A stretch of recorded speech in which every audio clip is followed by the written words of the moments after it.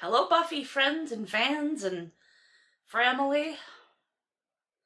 It's time for us to watch another episode.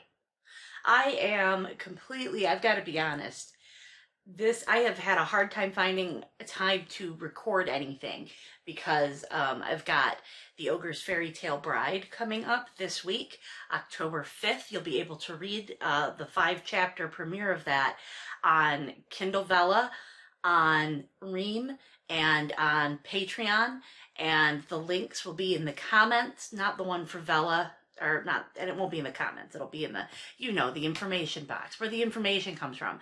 But I am just like so completely, like I have not showered today. I am just like wrapped up in trying to get this thing out. So this is a nice and a much needed break from trying to get my ogre story off the ground.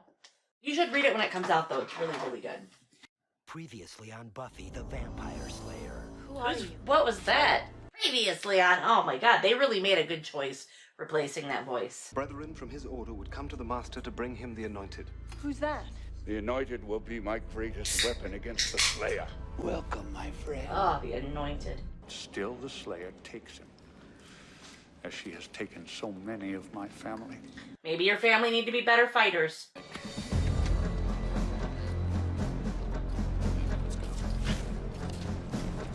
No, I don't think that they would have run. Those guys, I think, would have been, like, making fun of them for wearing armor. The fumigation party. It's an annual tradition.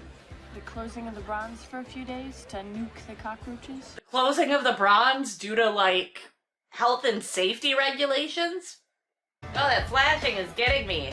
Ouch! Please get your I want to watch this scene, but I can't. You know, hey, I don't know what everyone's talking about. That outfit doesn't make you look like a hooker. Shut up, Xander. I can't see your stupid face, but I know it's stupid. Okay, the flashing has stopped.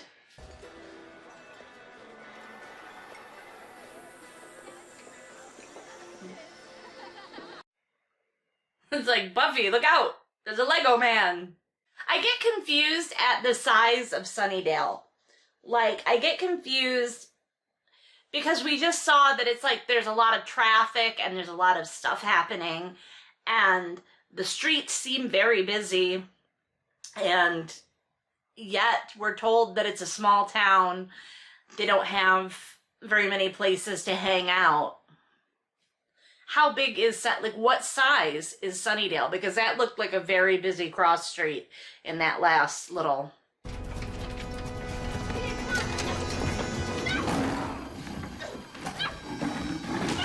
He was reaching over the threshold. They can't come in without being invited. A vampire can't come in unless it's invited. I've heard that before, but I've never put it to the test. It's like reaching through the door though. What's the point? They could just grab you and pull you out.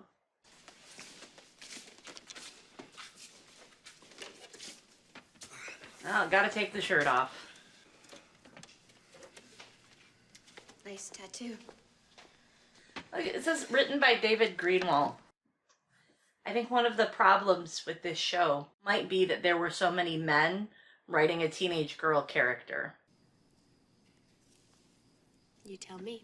This whole taking him home and bandaging him up thing, and being sort of About it tonight, but seductive about it, that doesn't strike me as something that Buffy would actually do. It seems more like she would, hey, why didn't your mom get eaten by vampires? there's a lot of weird people outside at night. I just Anyway, it just seems like it's not something that would have actually, like, I would assume she would have tried to get help from an adult. Not that Buffy is powerless, but because she does seem to defer to adults in a lot of situations this early in the series. Hi. Hi. Oh, okay. I'm gonna go to bed. And, Buffy? I'll say goodnight and do the same. She just came home and found a grown man in her house with her daughter and was like, I'll let this situation work itself out. And do you know why she did that? Because it was the 90s. So, two of us, one bed. That doesn't work. There was only one bed doesn't work in this. Like, he can't spend the night at her house. I don't see this as realistic at all. And she saw him fight those vampires. And those vampires didn't eat her mom. Didn't even try to get in the house with her mom when her mom came in. Like, this is so just trying to force them together. There really has not been much interaction. Well, when I... Wait. Hang on. I hate... This is gonna fuck up my editing so bad, but I gotta go back and hear that again. You even look pretty when you go to sleep. How does he know? And why didn't she pick up on that?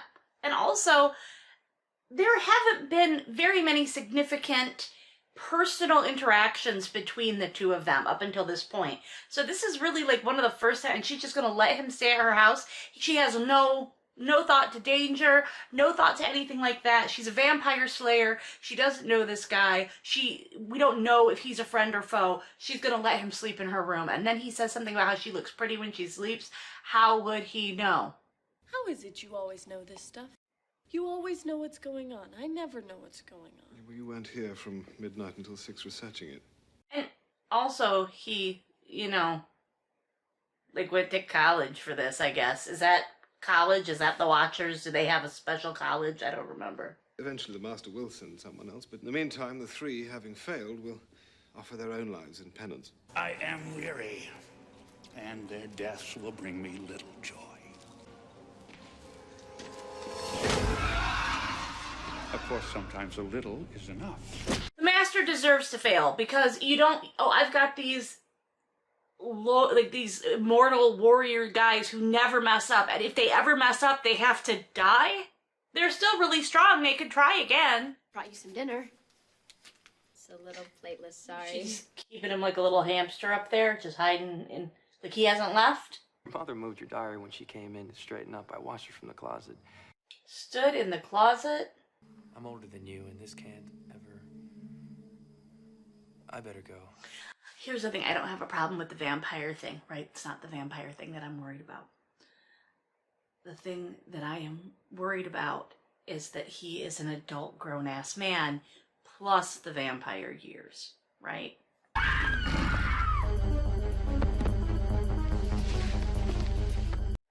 Smooth.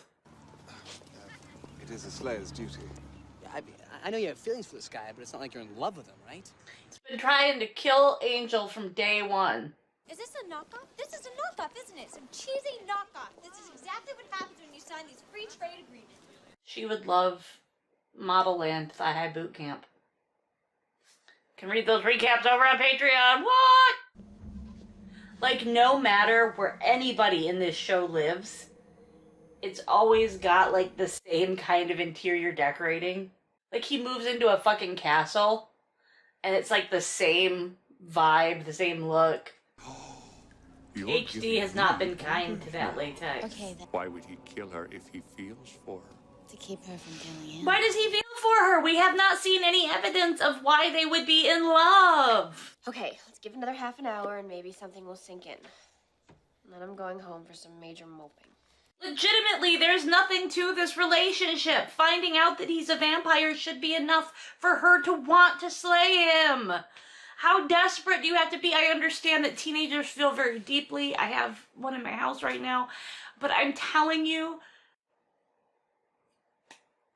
Willow's the Civil War expert, but then I was supposed to help her with the War of Independence.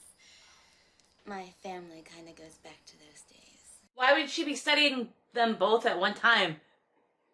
Joyce, didn't you go to school? I've been wrestling with the IRS all night. Joyce has got tax troubles.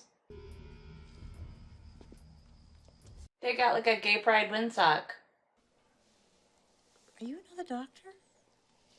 Oh, no. They just don't think, like, about how they're gonna explain. I just came to pay my respects, wish you a speedy recovery. Boy, the teachers really do care in this town. It's a good thing she's on drugs. What was he thinking? How was he gonna explain that? Her blood count was, a little... A little low. It presents itself like mild anemia. Yeah, not the kind of anemia I got, baby. I got all the anemia. My hair falls out. I'm cold all the time. Because I had feelings for him, because I cared about him. But why? Did you think she would understand? She would look at your face your true face. She would look at your Lego man head. Don't go soft on me now. A little wide. I let two "that's what she said" go. It's growth. That's maturity.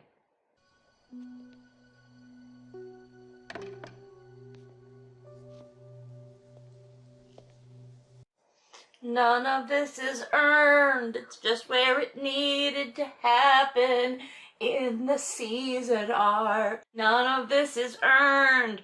They should have waited and built this storyline later in the series. Scary. Scarier. Darla is actually really smart. Like,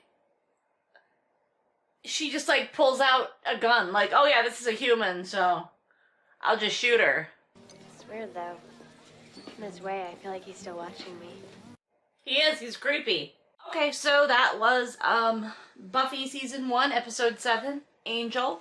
I feel that the Buffy and Angel relationship was very much served by the fact that this was before binge TV. And people were seeing these episodes coming out.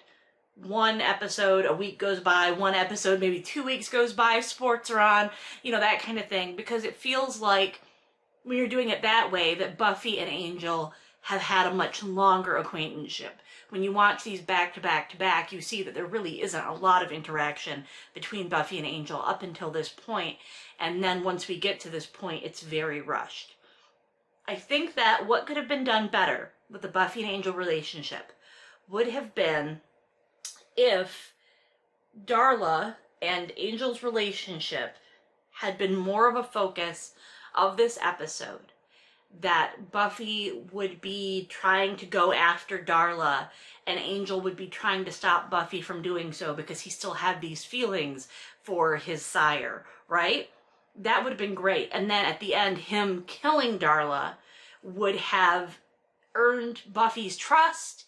And that last scene there where they're in pain because they're realizing they have feelings for each other, like that, I would have been so much better, I think, than just, oh, he got hurt and had to take his shirt off, and so now they're in love, which is how this comes across. And I very much feel like the fact that a man wrote that episode, the fact that men are writing a lot of these episodes about a teenage girl at the center of things, it just shows that they don't really understand, I guess, that teen girls don't operate like, oh, he has his shirt off and he has a tattoo, so now I'm in love.